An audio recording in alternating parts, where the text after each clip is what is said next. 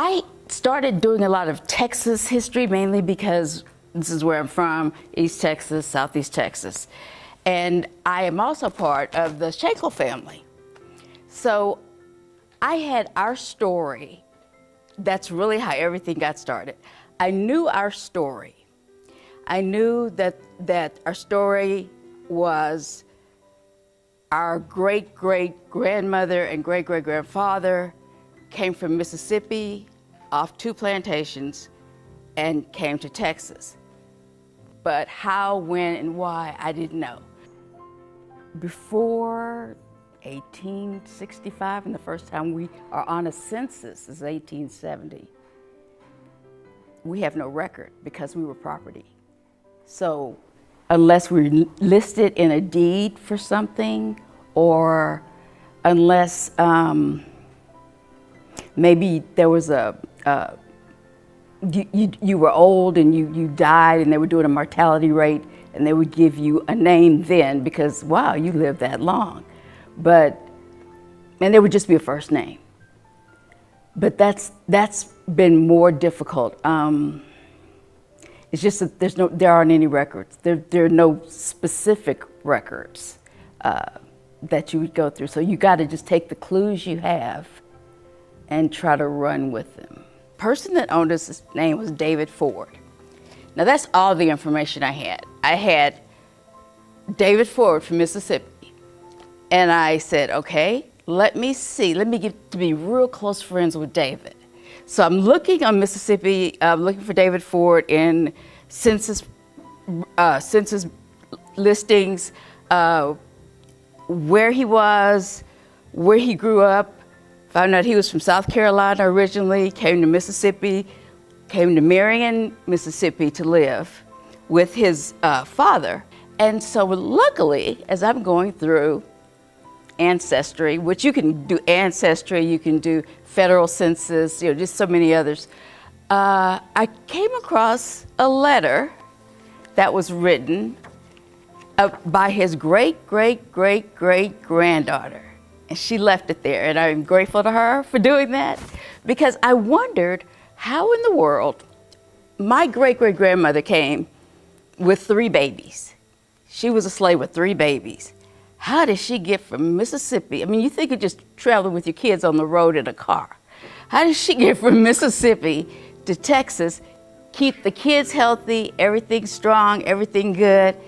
And I found out in this letter, as I'm reading on down, and it said, received from John Ford, one Negro man, Jim. And I stopped, and I said, okay, John Ford is David Ford's brother. He must have had Jim for a while. But just the fact that I saw Jim's name, it was like he went, you found me, here I am, I am here. Everything you've heard is true, I am here. If you're thinking of yourself as far as going back in your own lineage, it gives you a sense of what they've accomplished and how far they came. It's like when I found Jim on the voter's registration, I said, and he was active, and it probably wasn't even easy to register then. But, just kind of gave you a feeling of where you come from. You have to be someone who knows history if you're going to go back and look. John Ford's will popped up.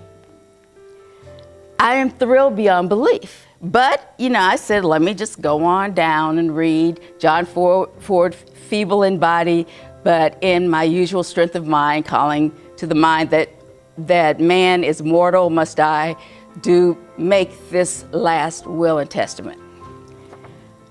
So I'm reading through, and he's left property.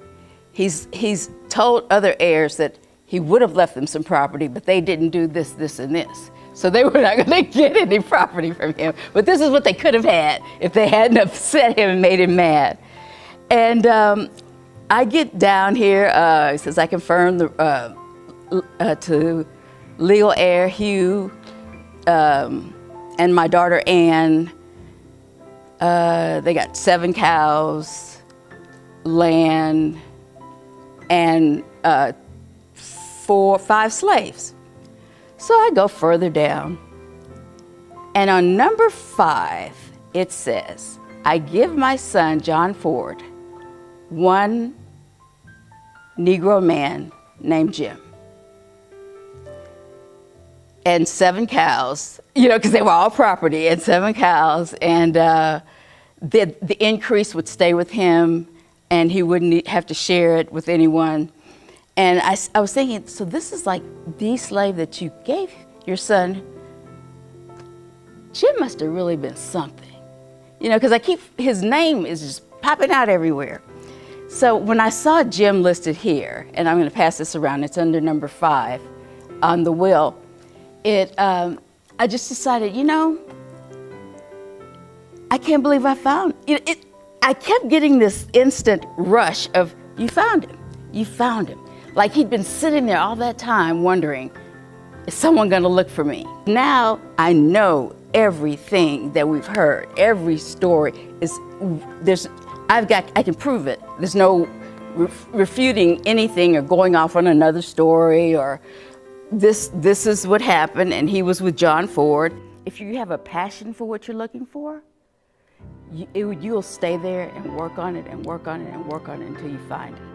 So you would have to find something or someone that's going to spark that passion. Like, is this my grandmother who did all these jobs and did these things and I don't really know anything else about her, but I think she's magnificent. Let me look back and see who's in the background and what she came through to become the great person that she was when I met her.